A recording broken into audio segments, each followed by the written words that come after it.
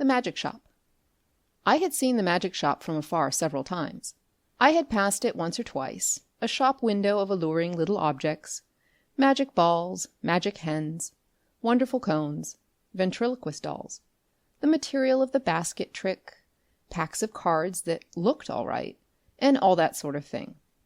But never had I thought of going in until one day, almost without warning, Jip hauled me by my finger right up to the window, and so conducted himself that there was nothing for it but to take him in. I had not thought the place was there, to tell the truth. A modest-sized frontage in Regent Street, between the picture shop and the place where the chicks run about just out of patent incubators. But there it was, sure enough. I had fancied it was down nearer the circus, or round the corner in Oxford Street, or even in Holborn. Always over the way and a little inaccessible it had been, with something of the mirage in its position. But here it was now, quite indisputably, and the fat end of Jip's pointing finger made a noise upon the glass. "If I was rich," said Jip, dabbing a finger at the disappearing egg, "I'd buy myself that, and that," which was the crying baby, very human, and that, which was a mystery, and called, so a neat card asserted, "Buy one and astonish your friends." "Anything," said Jip, "will disappear under one of those cones. I have read about it in a book. And there, Dada, is the vanishing halfpenny. Only they've put it this way up, so's we can't see how it's done." Jip, dear boy, inherits his mother's breeding, and he did not propose to enter the shop or worry in any way. Only, you know, quite unconsciously, he tugged my finger doorward, and he made his interest clear. "That," he said, and pointed to the magic bottle. "If you had that?" I said, at which promising inquiry he looked up with a sudden radiance. "I could show it to Jessie," he said, thoughtful as ever of others. "It's less than 100 days to your birthday, Jibbles," I said, and laid my hand on the door handle. Jip made no answer, but his grip tightened on my finger, and so we came into the shop. It was no common shop, this. It was a magic shop, and all the prancing precedent Jip would have taken in the matter of mere toys was wanting. He left the burden of conversation to me. It was a little, narrow shop, not very well lit, and the doorbell pinged again with a plaintive note as we closed it behind us. For a moment or so we were alone and could glance about us. There was a tiger in papier-mâché on the glass case that covered the low counter, a grave, kind-eyed tiger that waggled his head in a methodical manner. There were several crystal spheres, a china hand holding magic cards, a stock of magic fish bowls in various sizes, and an immodest magic hat that shamelessly displayed its springs. On the floor were magic mirrors, one to draw you out long and thin, one to swell your head and vanish your legs, and one to make you short and fat like a draft. And while we were laughing at these, the shopman, as I suppose, came in.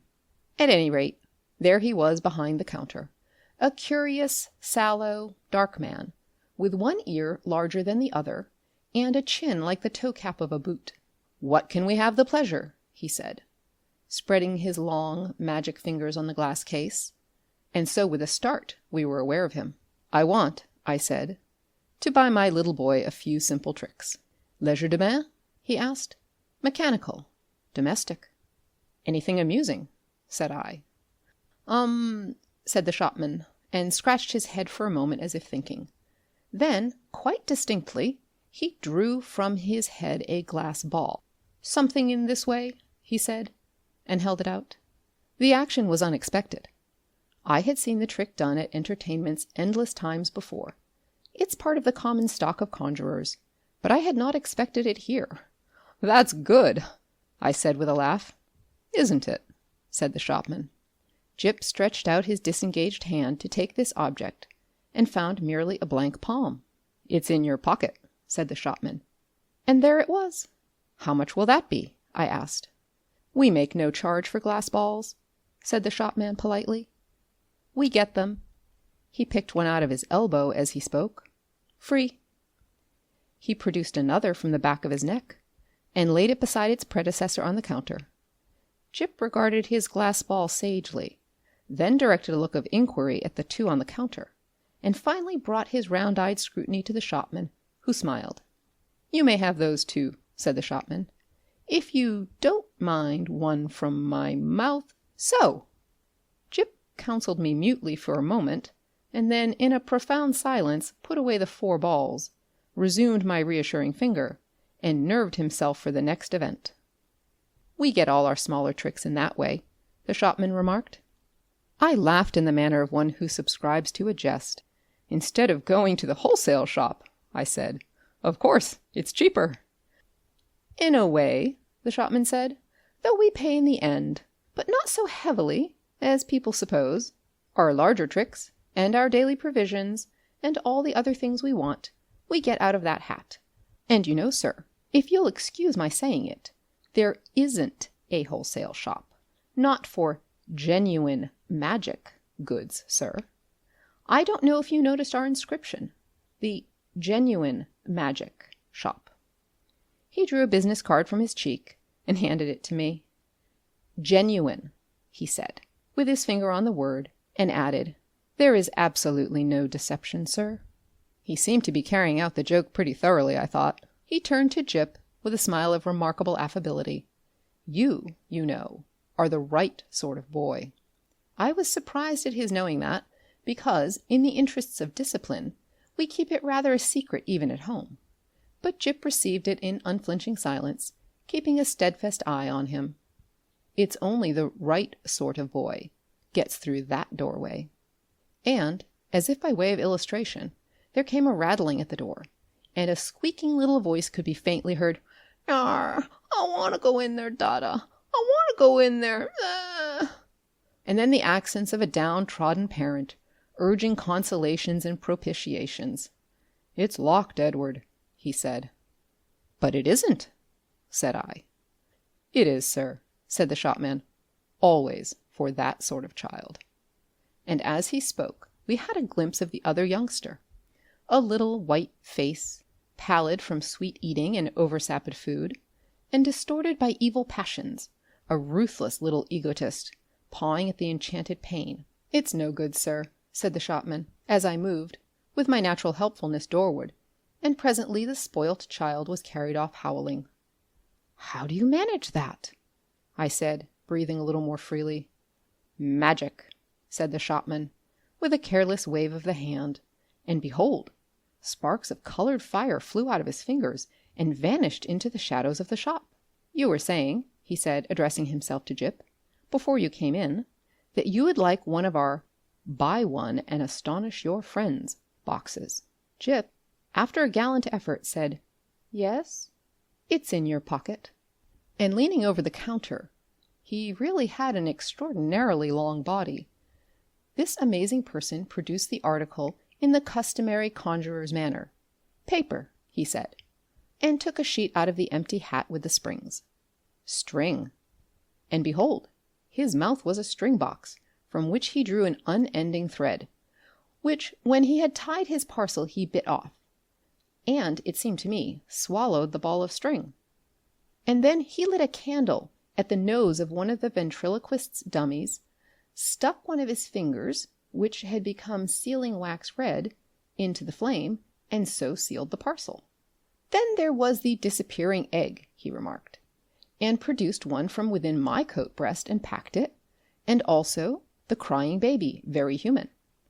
I handed each parcel to Jip as it was ready, and he clasped them to his chest.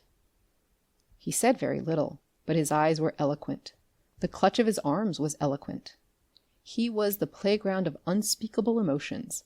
These, you know, were real magics. Then, with a start, I discovered something moving about in my hat, something soft and jumpy. I whipped it off, and a ruffled pigeon, no doubt a confederate, dropped out and ran on the counter, and went, I fancy, into a cardboard box behind the papier-mâché tiger. "Tut, tut," said the shopman, dexterously relieving me of my headdress. "Careless bird, and, as I live, nesting." He shook my hat, and shook out into his extended hand 2 or 3 eggs, a large marble, a watch, about half a dozen of the inevitable glass balls, and then crumpled, crinkled paper, more and more and more, talking all the time of the way in which people neglect to brush their hats inside as well as out. Politely, of course, but with a certain personal application. All sorts of things accumulate, sir. Not you, of course, in particular. Nearly every customer. Astonishing what they carry about with them. The crumpled paper rose and billowed on the counter more and more and more until he was nearly hidden from us, until he was altogether hidden, and still his voice went on and on. We none of us know what the fair semblance of a human being may conceal, sir. Are we all, then, no better than brushed exteriors, whited sepulchres? His voice stopped, exactly like when you hit a neighbor's gramophone with a well-aimed brick. The same instant silence, and the rustle of the paper stopped, and everything was still. "Have you done with my hat?" I said after an interval. There was no answer. I stared at Jip, and Jip stared at me, and there were our distortions in the magic mirrors, looking very rum and grave and quiet. "I think we'll go now," I said. "Will you tell me how much all this comes to?" "I say," I said in a rather louder tone, "I want the bill. And my hat, please." It might have been a sniff from behind the paper pile. "Let's look behind the counter, Jip," I said. "He's making fun of us." I led Jip round the head-wagging tiger, and what do you think there was behind the counter? No one at all. Only my hat on the floor, and a common conjurer's lop-eared white rabbit lost in meditation, and looking as stupid and crumpled as only a conjurer's rabbit can do. I resumed my hat, and the rabbit lolloped a lollop or so out of my way. "Dada," said Jip in a guilty whisper. "What is it, Jip?" said I. "I do like this shop, Dada." So should I said to myself, if the counter wouldn't suddenly extend itself to shut one off from the door. But I didn't call Jip's attention to that. "Pussy," he said, with a hand out to the rabbit as it came lolloping past us. "Pussy, do Jip a magic." And his eyes followed it as it squeezed through a door I had certainly not remarked a moment before. Then this door opened wider, and the man with one ear larger than the other appeared again. He was smiling still, but his eye met mine with something between amusement and defiance. "You'd like to see our showroom, sir," he said, with an innocent suavity. Jip tugged my finger forward. I glanced at the counter and met the shopman's eye again. I was beginning to think the magic just a little too genuine. "We haven't very much time," I said, but somehow we were inside the showroom before I could finish that. "All goods of the same quality," said the shopman, rubbing his flexible hands together. "And that is the best. Nothing in the place that isn't genuine magic and warranted thoroughly rum. Excuse me, sir." I felt him pull at something that clung to my coat sleeve, and then I saw he held a little wriggling red demon by the tail. The little creature bit and fought and tried to get at his hand, and in a moment he tossed it carelessly behind a counter. No doubt the thing was only an image of twisted india rubber, but for the moment... And his gesture was exactly that of a man who handles some petty, biting bit of vermin. I glanced at Jip, but Jip was looking at a magic rocking horse. I was glad he hadn't seen the thing. "I say," I said in an undertone, and indicating Jip and the red demon with my eyes, "you haven't many things like that about, have you?" "None of ours. Probably brought it with you," said the shopman, also in an undertone, and with a more dazzling smile than ever. "Astonishing what people will carry about with them unawares." And then to Jip, "Do you see anything you fancy here?" There were many things that Jip fancied there. He turned to this astonishing tradesman with mingled confidence and respect. "Is that a magic sword?" he said. "A magic toy sword. It neither bends, breaks, nor cuts the fingers. It renders the bearer invincible in battle against anyone under 18. Half a crown to 7 6pence, according to size. These panoplies on cards are for juvenile knights errant, and very useful. Shield of safety, sandals of swiftness, helmet of invisibility." "Oh, Daddy!" gasped Jip. I tried to find out what they cost, but the shopman did not heed me. He had got Jip now. He had got him away from my finger. He had embarked upon the exposition of all his confounded stock, and nothing was going to stop him. Presently I saw with a qualm of distrust and something very like jealousy that Jip had hold of this person's finger as usually he has hold of mine. No doubt the fellow was interesting, I thought, and had an interestingly faked lot of stuff. Really good faked stuff. Still, I wandered after them, saying very little, but keeping an eye on this prestidigital fellow. After all, Jip was enjoying it, and no doubt when the time came to go, we should be able to go quite easily. It was a long, rambling place, that showroom, a gallery broken up by stands and stalls and pillars, with archways leading off to other departments, in which the queerest-looking assistants loafed and stared at one, and with perplexing mirrors and curtains. So perplexing indeed were these that I was presently unable to make out the door by which we had come. The shopman showed Jip magic trains that ran without steam or clockwork, just as you set the signals, and then some very, very valuable boxes of soldiers that all came alive directly you took off the lid and said, "I myself haven't a very quick ear." And it was a tongue-twisting sound. But Jip, he has his mother's ear, got it in no time. "Bravo," said the shopman, putting the men back into the box unceremoniously and handing it to Jip.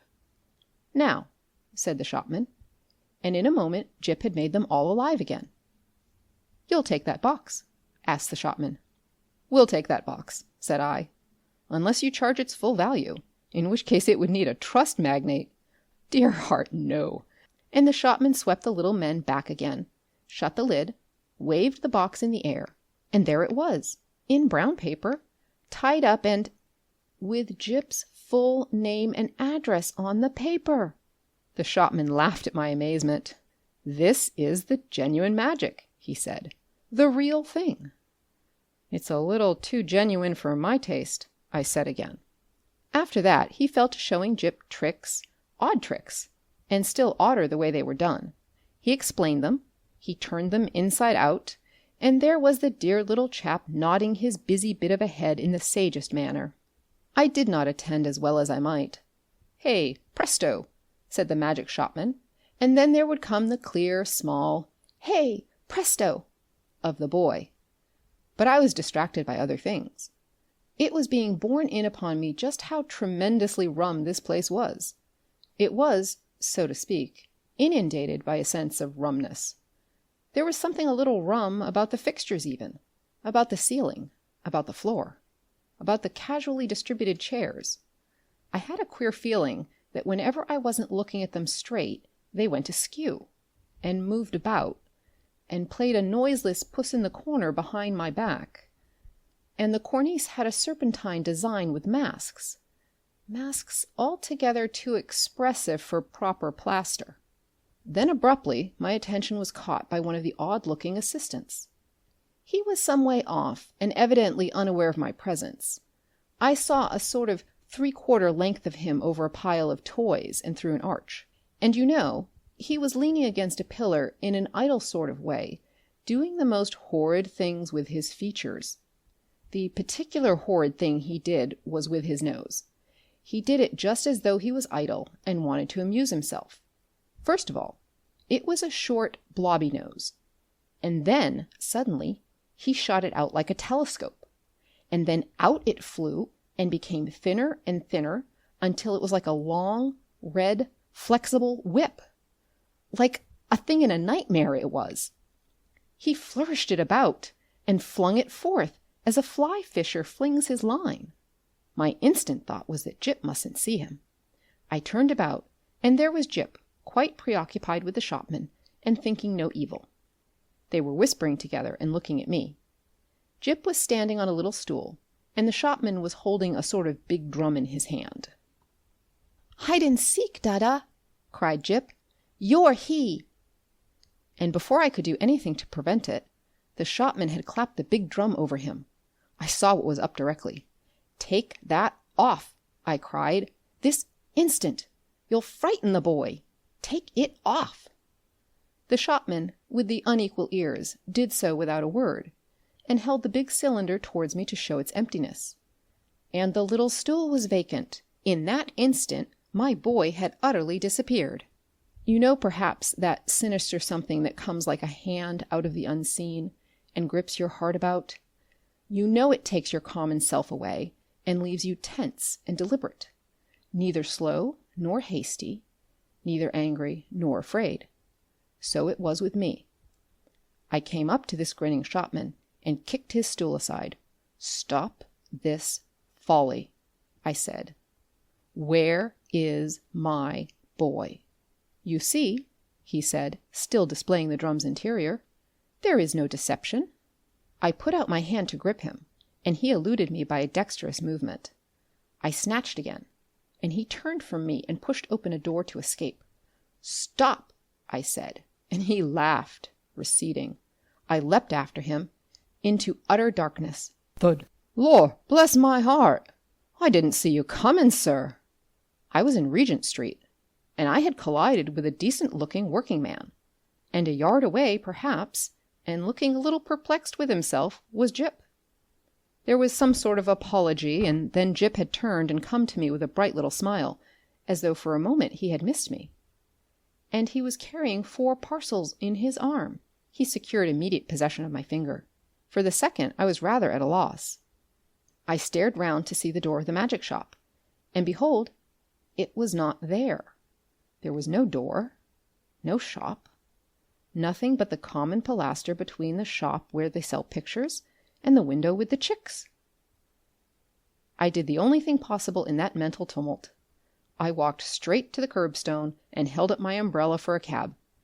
"'Ansoms," said Gyp, in a note of culminating exultation. I helped him in, recalled my address with an effort, and got in also. Something unusual proclaimed itself in my tailcoat pocket, and I felt and discovered a glass ball. With a petulant expression I flung it into the street. Gyp said nothing. For a space neither of us spoke. "Dada," said Gyp at last, "that was a proper shop." I came round with that to the problem of just how the whole thing had seemed to him. He looked completely undamaged. So far, good. He was neither scared nor unhinged. He was simply tremendously satisfied with the afternoon's entertainment, and there in his arms were the 4 parcels.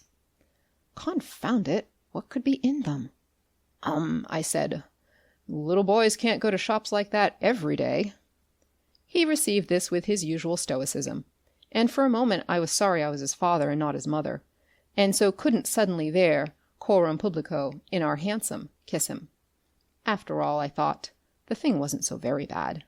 But it was only when we opened the parcels that I really began to be reassured. 3 of them contained boxes of soldiers. Quite ordinary lead soldiers, but of so good a quality as to make Gyp altogether forget that originally these parcels had been magic tricks of the only genuine sort. And the 4th contained a kitten, a little living white kitten, in excellent health and appetite and temper. I saw this unpacking with a sort of provisional relief. I hung about in the nursery for quite an unconscionable time. That happened 6 months ago. And now I am beginning to believe it is all right. The kitten had only the magic natural to all kittens, and the soldiers seem as steady a company as any colonel could desire. And Gyp? The intelligent parent will understand that I have to go cautiously with Gyp. But I went so far as this one day. I said, "How would you like your soldiers to come alive, Gyp, and march about by themselves?" "Mine do," said Gyp. "I just have to say a word I know before I open the lid." "Then they march about alone?" "Oh, quite, Dada. I shouldn't like them if they didn't do that." I displayed no unbecoming surprise, and since then I have taken occasion to drop in upon him once or twice, unannounced, when the soldiers were about, but so far I have never discovered them performing in anything like a magical manner. It's so difficult to tell. There's also a question of finance. I have an incurable habit of paying bills. I have been up and down Regent Street several times, looking for that shop. I am inclined to think, indeed, that in that matter honour is satisfied, and that, since Gyp's name and address are known to them, I may very well leave it to these people, whoever they may be, to send in their bill in their own time. End of the Magic Shop.